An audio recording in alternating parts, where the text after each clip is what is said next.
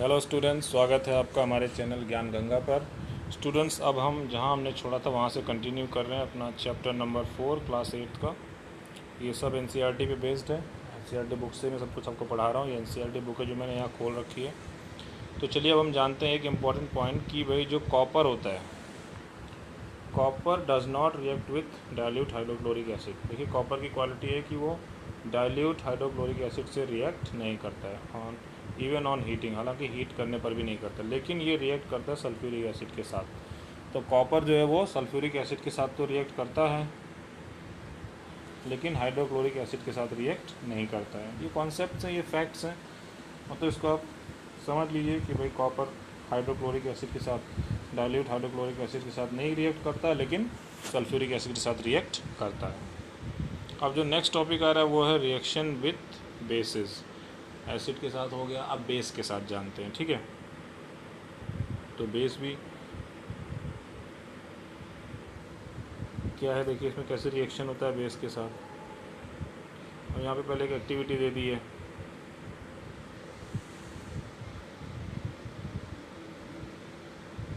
Sodium hydroxide solution बना रहे हैं, ठीक है। प्रिपेयर करना है सोडियम हाइड्रोक्साइड सॉल्यूशन। तो क्या करेंगे, 3 to 4 पैलेट्स सोडियम हाइड्रोक्साइड की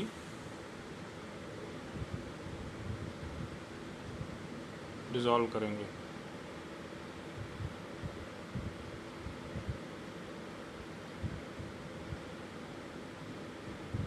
ठीक है, तो क्या हो रहा है इसमें, फिर क्या करना है, छोटी सी एल्युमिनियम फॉयल गिरानी है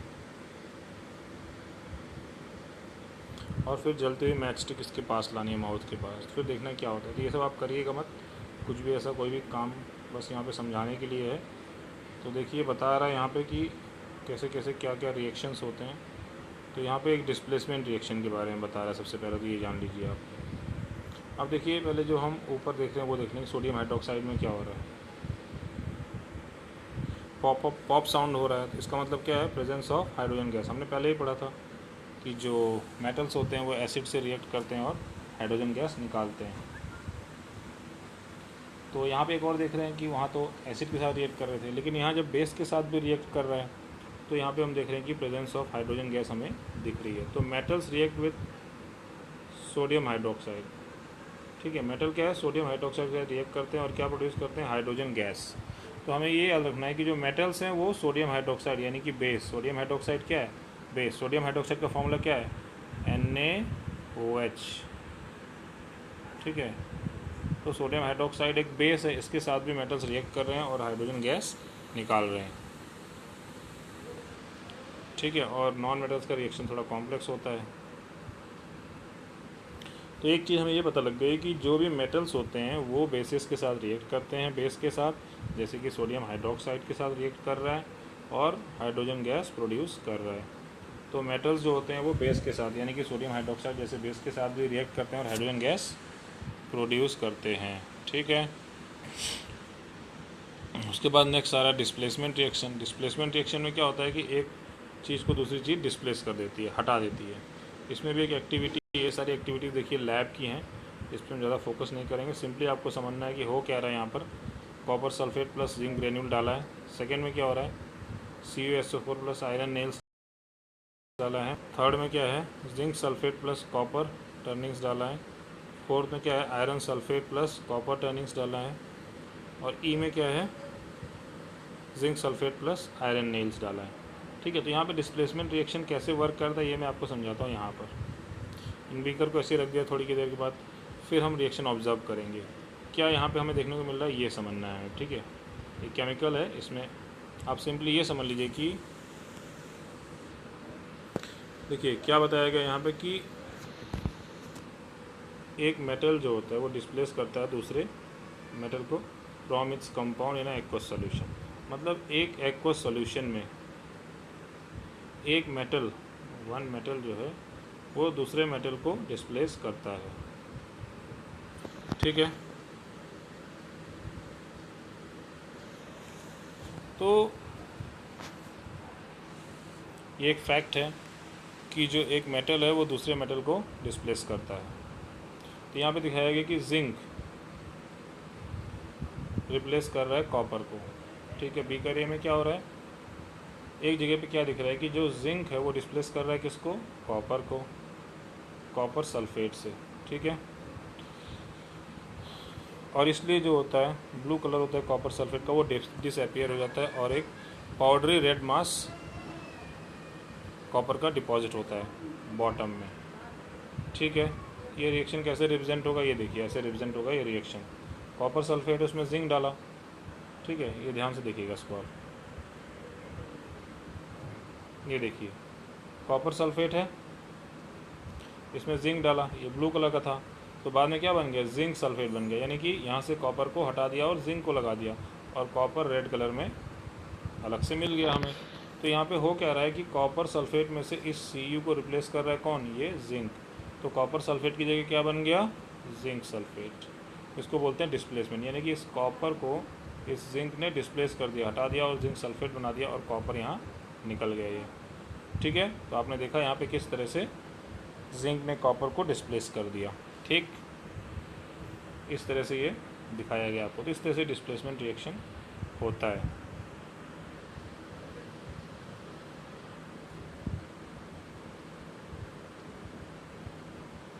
तो इसी तरह से दिखा रहा है कि displacement of zinc bye copper हो सकता है सी में, और आयरन के द्वारा हो सकता है ई में, और आयरन को डिस्प्लेस किया जा सकता है कॉपर के द्वारा डी में। तो सब में ये दिखाया गया कि कौन किसको किसको डिस्प्लेस कर रहा है। जैसे यहाँ बताया कि आयरन जो है किसको डिस्प्लेस कर सकता है, यहाँ देखिए बहुत अच्छा से दिया हुआ है, कौन किसको डिस्प्लेस करेगा। There could have been displacement of zinc by copper. तो देखिए जिंक को कौन डिस्प्लेस करेगा, कॉपर भी कर सकता है, और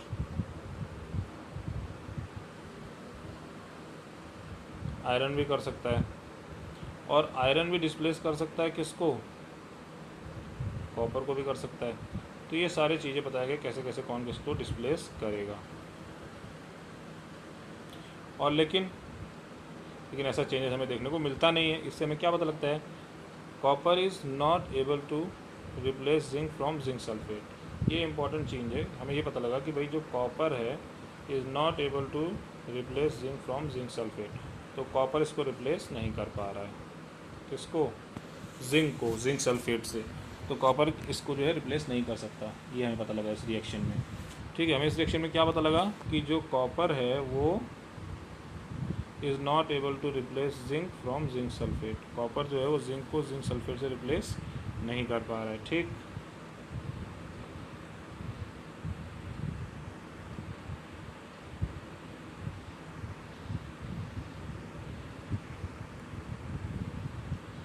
फिर क्या बता रहा है, when zinc can replace copper in beaker A. जब जिंक जो है कॉपर को रिप्लेस कर सकता है तो why can not copper replace zinc, ऐसा क्यों नहीं हो रहा है।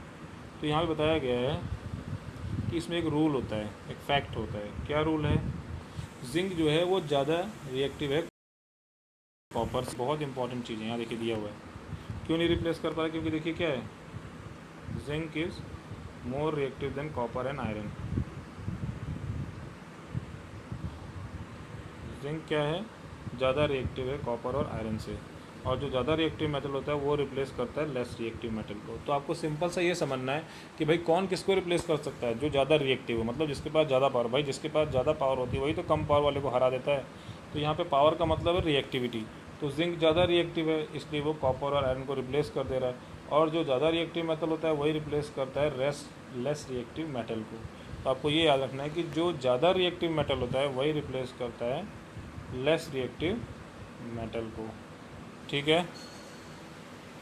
But a less reactive one can not replace a more reactive metal. ये बहुत इंपॉर्टेंट फैक्ट है। देखिए कौन किसको डिस्प्लेस क्यों नहीं कर पा रहा है, इसका एक कारण है कि जो ज़्यादा रिएक्टिव होगा वही लेस रिएक्टिव को रिप्लेस कर सकता है, और जो लेस रिएक्टिव होगा वो ज़्यादा रिएक्टिव को रिप्लेस नहीं कर सकता, मोर रिएक्टिव मेटल को रिप्लेस नहीं कर सकता। तो सीधा सा बहुत ही सिंपल सी चीज़ है कि जो ज़्यादा रिएक्टिव है यानी कि जिंक, तो जिंक जो है वो सबसे ज़्यादा रिएक्टिव है, तो जिंक सबको रिप्लेस कर सकता है, और जो लेस रिएक्टिव होगा वो जिंक को रिप्लेस नहीं कर पाएगी। इसलिए जिंक जो ज़्यादा रिएक्टिव होने के कारण कॉपर और आयरन को आसानी से रिप्लेस कर दे रहा है, और दूसरी चीज़ें लेस रिएक्टिव होने के कारण वो रिप्लेस नहीं कर पा रही हैं। तो यहाँ पे फैक्ट है कि a more reactive metal can replace less reactive metal, but a less reactive metal one can not replace more reactive metal.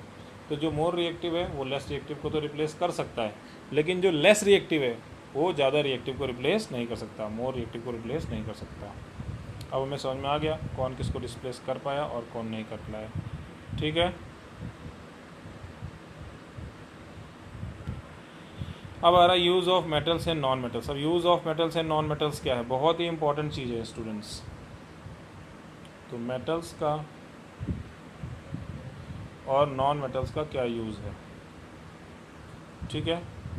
तो बहुत सिंपल सी बात है भाई, देखिए मेटल्स और नॉन मेटल्स के बहुत सारे यूज़ होते हैं। क्या, जैसे देखिए मेटल से क्या बनता है, मशीनरी बन जाती है, ऑटोमोबाइल्स बन जाते हैं, एरोप्लेन्स बन जाते हैं, ट्रेन्स बन जाती हैं, सैटेलाइट बन जाते हैं, इंडस्ट्रियल गैजेट्स बन जाते हैं, कुकिंग यूटेंसिल्स बन जाते हैं, वाटर बॉयलर्स बन जाते हैं। ये सब किससे बनेंगे, मेटल्स। क्यों, क्योंकि मेटल हार्ड होता है, स्ट्रॉन्ग होता है, ठीक है।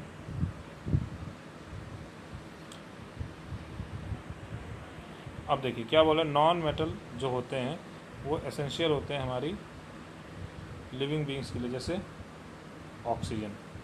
तो क्या बता रहा है, ऊपर हमने मेटल का देख लिया, जैसे aeroplane, satellite, truck, mobile, automobile, सब कुछ किससे बनता है, मेटल से बनता है, ऑटोमोबाइल्स वगैरह। अब नॉन मेटल की जब बात कर रहे हैं तो नॉन मेटल में कौन आ रहा है, non metals are essential for our life which all living beings inhale during breathing. कौन है वो, ऑक्सीजन। ऑक्सीजन हम ब्रीथ करते हैं ना सांस लेने वक्त, एक नॉन मेटल का यूज़ हो गया ऑक्सीजन का, ठीक है। क्यों हम ब्रीथ करते हैं, हम सांस लेते हैं, हमारी लाइफ के लिए बहुत इंपॉर्टेंट है वो। Non metals use in fertilisers to enhance the growth of plant. देखिए नॉन मेटल्स का यूज़ कहाँ होता है, फर्टिलाइज़र्स में यूज़ होता है, जिससे प्लांट की पैदावार को बढ़ाया जा सके, जिससे प्लांट की फसल को अच्छा बनाया जा सके, ठीक है। तो पहला हो गया कि भाई सांस लेने के लिए नॉन मेटल यूज़ होता है, हम लोग सांस लेते हैं, ऑक्सीजन हो गया। बहुत सारी फर्टिलाइज़र्स में नॉन मेटल का यूज़ होता है, जिससे हमारी फसल अच्छी हो जाती है। नॉन मेटल का यूज़ होता है वाटर प्योरीफिकेशन प्रोसेस में, ठीक है। नॉन मेटल का यूज़ कहाँ होता है, वाटर प्योरीफिकेशन प्रोसेस में। तो वाटर को प्योरीफाई करने के लिए नॉन मेटल का यूज़ होता है। नॉन मेटल का यूज़ होता है किस में,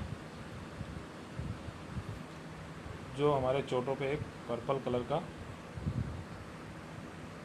सॉल्यूशन अप्लाई किया जाता है एंटीसेप्टिक के रूप में, उसमें भी नॉन मेटल यूज़ होता है।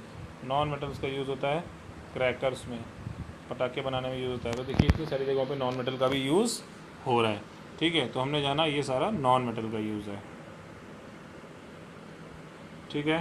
तो इस तरह से स्टूडेंट्स हमारा ये चैप्टर ख़त्म हो गया, और ये एक बॉक्स दिया है, इसको आप पढ़िए, समझिए क्या दिया है इस बॉक्स में, ये आपका होमवर्क है। और इसके बाद आपका होमवर्क सबसे मेन चीज़ क्या है, ये आपको ज़रूर पढ़ना है हर चैप्टर। मैंने बताया व्हाट यू हैव लर्नड, ये सारे पॉइंट्स पढ़ने हैं, समझने हैं, याद करना है, सब कुछ समझना है अच्छे से, फिर ये सारे क्वेश्चन आंसर्स करने हैं, ठीक है।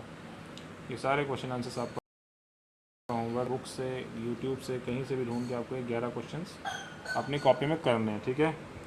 तो ये आपका होमवर्क है। तो स्टूडेंट्स इसी के साथ हमारा ये 4th चैप्टर भी ख़त्म हो गया, materials, metals and non metals, ठीक है। तो इसमें कोई भी डाउट हो तो पूछिएगा। चैप्टर को अच्छे से पढ़िए, अच्छे से रीड करिए, वीडियो को 2-3 बार देखिए, समझिए, 2-3 बार रीड करिए। कोई चीज़ नहीं समझ में आए तो गूगल में सर्च करिए, यूट्यूब में सर्च करिए, अनअकैडमी लर्निंग ऐप इंस्टॉल कर लीजिए। अनअकैडमी लर्निंग ऐप में बहुत कुछ आपको मिल जाता है, वहाँ से भी आप पढ़ सकते हैं। जो भी नहीं समझ में आता है मुझसे आप पूछिए। तो स्टूडेंट्स ये चैप्टर यहीं ख़त्म होता है। अब आपका होमवर्क है, सारा काम पूरा कीजिए, पढ़िए, लिखिए, याद करिए, समझिए, जो ना समझ में आए पूछिए, पूरी एक्सरसाइजेस करिए, समरी को पूरा पढ़िए और पूरे क्वेश्चन आंसर्स को सॉल्व कीजिए। किताब में से ढूंढिए, नेट से ढूंढिए, गूगल से ढूंढिए, यूट्यूब से ढूंढिए। जो नहीं समझ में आता है मुझसे पूछिए। समझना बहुत ज़रूरी है स्टूडेंट्स। आप लोग क्या करते हैं, लिखते रहते हैं खाली, सिर्फ लिखने से मतलब नहीं है, सब कुछ समझना बहुत ज़रूरी है। जो भी चीज़ आप लिख रहे हैं ना उसको समझना है, क्या है, क्यों है, कैसे है, कहाँ से है, किसने किया, क्यों हुआ, तो ये सब जानना जरूरी है। जो भी चीज़ नहीं समझ में आता आप मुझसे पूछिए। ना आप लोग ढंग से वीडियो देखते हैं, ना आप लोग ढंग से पूछते हैं। तो मैं आपसे फिर से रिक्वेस्ट कर रहा हूँ, मन लगा के पढ़िए, मन लगा के वीडियो देखिए, अच्छे से रीड करिए। जो भी चीज़ नहीं समझ में आती है पूछिए, और समझिए, चीज़ों को ज़्यादातर समझने की कोशिश कीजिए कि क्या हो रहा है, क्यों हो रहा है, कैसे हो रहा है। ठीक है, तो स्टूडेंट्स हमारा ये वीडियो यहीं ख़त्म होता है, मिलेंगे हम नेक्स्ट क्लास में। Thank you.